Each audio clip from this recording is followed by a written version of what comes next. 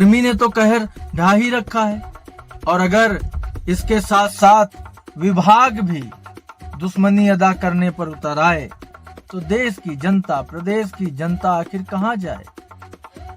गांव में लोग परेशान हैं, लोग तमाशा बना रहे हैं, लगातार बिजली काटी जा रही है, वादे फिर भी किए ही जा रहे हैं।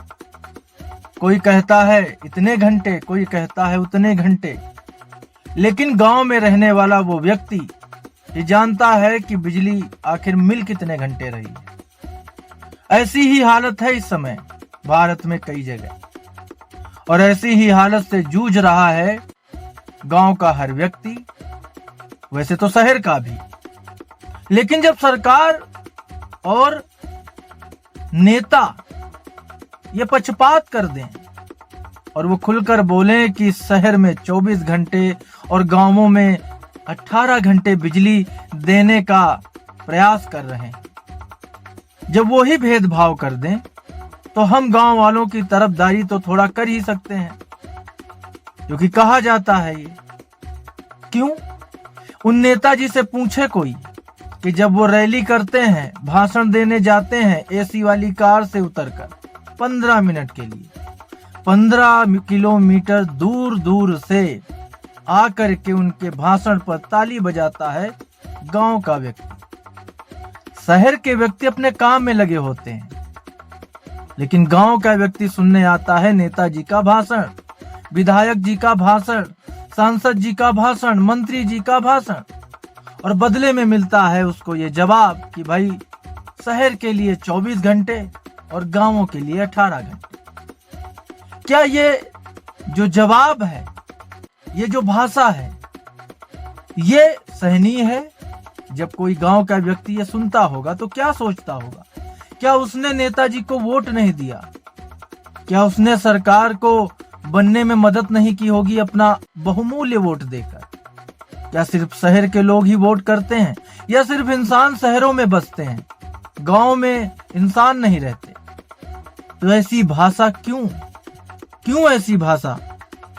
इसीलिए मैं यहां से गुजर रहा था, मुझे लगा कि जमीन पर चल के देखें तो आखिर गांव की स्थिति क्या है, क्योंकि कहा जा रहा है कि चलो गांव को 18 घंटे ही बोला जा रहा है, तो क्या 18 घंटे बिजली मिल रही है?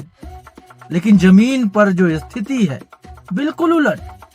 18 घंटे का जब सवाल मैंने पूछा गांव के लोगों से, तो उन्होंने कहा सर 18 घंटे मिल तो नहीं रही है, लेकिन 15 घंटे कट जरूर रही है, और बचे कुचे कुछ घंटों में जब बिजली आती भी है उसमें भी हर 10 मिनट और 5 मिनट में कई बार काटी जाती है।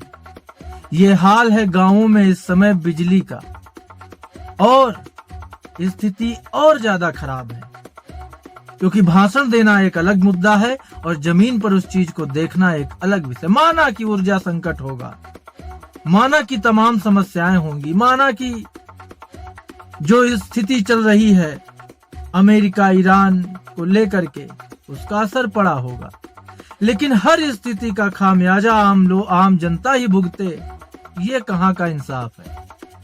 नेताजी के केबिन में, ऑफिस में फुल एकदम चिल्ड एसी चलती हो, और गांव में लोगों को एक छोटा पंखा चलाने के लिए भी बिजली ना मिले, ये कहां का इंसाफ है साहब।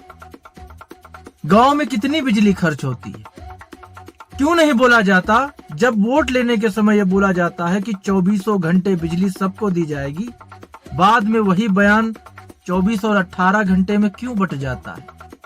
जबकि गांव में बिजली की खपत कम होती होगी ना। कुछ बल्ब जलते हैं आज भी, एक पंखा चलता होगा, 2-4 पंखे चल जाते होंगे। शहर में तो एसी चलती है, तमाम सुविधाएं होती हैं। गांव में इतने एसी नहीं है, मुझे मालूम है, मैंने देखा है, मैं देखता रहता हूं। तो फिर ये जहां पर लोग हैवी यूज कर रहे हैं वहां 24 घंटे बिजली की बात और ग्रामीण क्षेत्रों में 18 घंटे बिजली की बात क्यों करती है सरकार? आगे और भी बहुत सारी चीजें बताऊंगा आज आपको, तो विस्तार से जुड़िए मेरे साथ आज थोड़ा समय निकालकर। देश इस समय भीषण गर्मी से झुलस रहा है, लेकिन गर्मी से भी बड़ा संकट बन चुकी है बिजली की कटौती। उत्तर प्रदेश से लेकर दिल्ली, एनसीआर, बिहार, झारखंड, राजस्थान, हरियाणा, महाराष्ट्र, तमाम जगह। कुछ प्रदेश छूट गए हों तो वहां की जनता माफ करे, लेकिन लगभग सभी जगह कहीं 5 घंटे, कहीं 10 घंटे, तो कहीं पूरी रात बिजली गायब है। अब प्रश्न यह है कि आखिर पावरफुल दावों वाले सिस्टम में जनता इतनी पावरलेस क्यों हो गई है? क्या बिजली विभाग की लापरवाही ने जनता का जीना मुश्किल कर दिया है? क्या ट्रांसफार्मर और लाइनें जवाब दे चुकी हैं? और सबसे बड़ा सवाल, क्या सरकार के दावे जमीन पर फेल हो रहे हैं? उत्तर प्रदेश इस समय बिजली संकट के सबसे बड़े केंद्रों में शामिल दिखाई दे रहा है। इस पर काफी नेताओं की डिबेट भी छिड़ी हुई है, लेकिन वो राजनीति करते हैं। हम राजनीति नहीं करते, हम जनता के मुद्दों को उठाते हैं, उनकी समस्याओं को सामने लाते हैं, इसलिए इस पर बात कर रहे हैं। भीषण गर्मी के बीच गांवों और शहरों में अघोषित कटौती से जनता परेशान हो चुकी है। रिपोर्ट्स की अगर माने तो 1912 हेल्पलाइन पर शिकायतों की संख्या अचानक दोगुनी हो चुकी है। पहले जहां लगभग 35,000 शिकायतें आती थी, वहीं अब प्रतिदिन करीब 80,000 कॉल दर्ज हो रही हैं। गाजियाबाद, नोएडा और ग्रेटर नोएडा जैसे क्षेत्रों में तो कई घंटे बिजली गायब रहने की शिकायतें सामने आई हैं। कई हाउसिंग सोसाइटियों में लोग सड़क पर उतर आए और प्रदर्शन करने लगे। वहीं कानपुर, उन्नाव, लखनऊ, रायबरेली, फतेहपुर, तमाम ऐसे जिले हैं जहां पर बिजली की हालत बेहद जर्जर और खराब है। जरा सोचिए, 45 से 47 डिग्री तापमान, ऊपर से घंटों की बिजली गायब। बुजुर्ग परेशान हैं, बच्चे बेहाल हो रहे हैं, मरीज तड़प रहे हैं। कई इलाकों में पानी की सप्लाई भी बिजली पर निर्भर है। ऐसे में बिजली जाते ही पानी भी बंद हो जाता है। गांवों में हालात और खराब बताए जा रहे हैं। लोगों का आरोप है कि लाइनमैन फोन नहीं उठाते, जेई मौके पर नहीं पहुंचता और शिकायतें सिर्फ कागजों में निपटा दी जाती हैं। मतलब कोई सुनवाई ही नहीं है। जनता का गुस्सा सिर्फ बिजली कटौती पर नहीं है, बल्कि विभागीय लापरवाही पर भी है। कई क्षेत्रों से आरोप सामने आए हैं कि फॉल्ट घंटों तक ठीक नहीं किए गए, ट्रांसफार्मर ओवरलोड होकर जलते रहे, शिकायतों का जवाब ही नहीं मिला, अधिकारियों ने फोन तक रिसीव नहीं किए। कई पावर हाउसों में मॉनिटरिंग व्यवस्था कमजोर पाई गई। रिपोर्ट्स के अनुसार लगातार ट्रिपिंग और ब्रेकडाउन की वजह से कई जिलों में स्थिति बिगड़ती चली जा रही है। बढ़ते जनाक्रोश के बीच मुख्यमंत्री योगी आदित्यनाथ भी अब सख्त नजर आए। मुख्यमंत्री ने बिजली संकट को लेकर हाई लेवल समीक्षा बैठक बुलाई और अधिकारियों को स्पष्ट निर्देश भी दिए।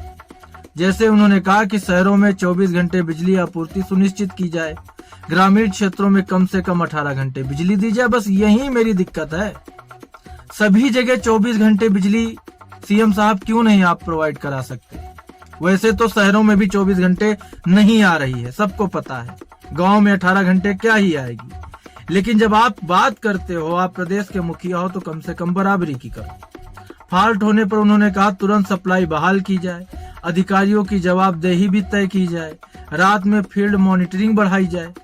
यहाँ तो फोन नहीं उठाते आपके जो कर्मचारी हैं बिजली विभाग के, मॉनिटरिंग क्या करेंगे? रिपोर्ट्स के मुताबिक कई अधिकारियों को देर रात तक फील्ड में तैनात किया गया। गाजियाबाद और मेरठ के 2 अधिकारियों को सस्पेंड भी किया गया।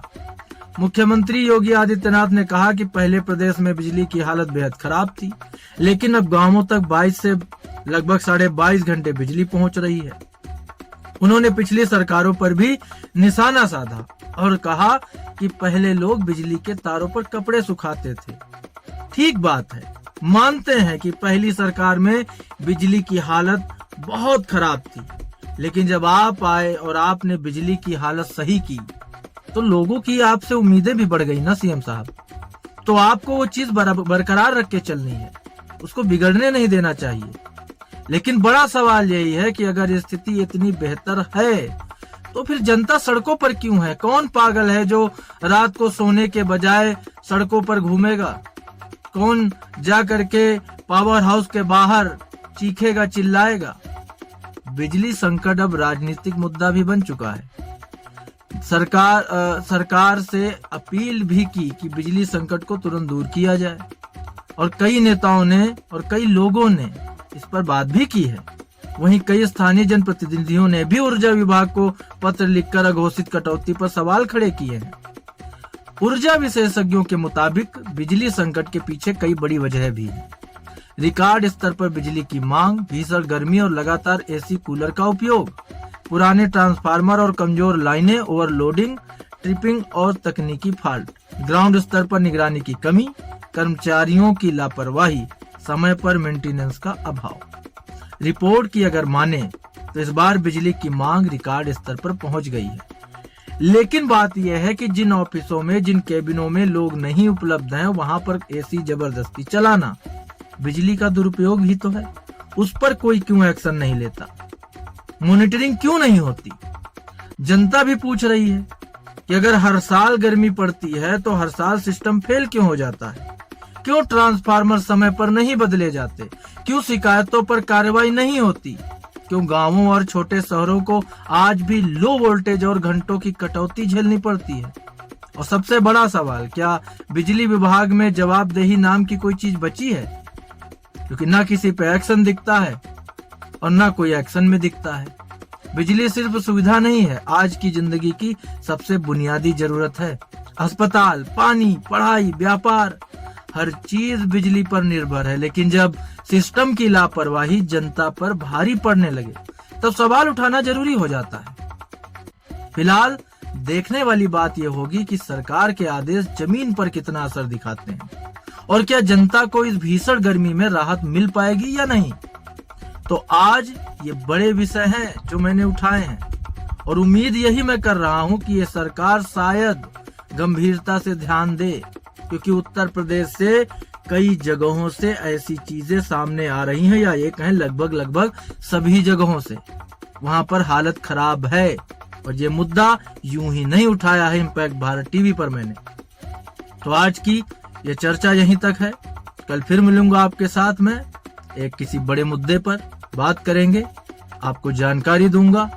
इस विषय में क्या एक्शन होता है, क्या कार्रवाई होती है, उस पर भी आपको अपडेट दूंगा। तो अभी के लिए इतना ही, मिलते हैं आपसे जल्द। तब तक आप सभी देखते रहिए इम्पैक्ट भारत टीवी। देश दुनिया की सभी बड़ी खबरें सबसे पहले पाने के लिए देखते रहिए इम्पैक्ट भारत टीवी।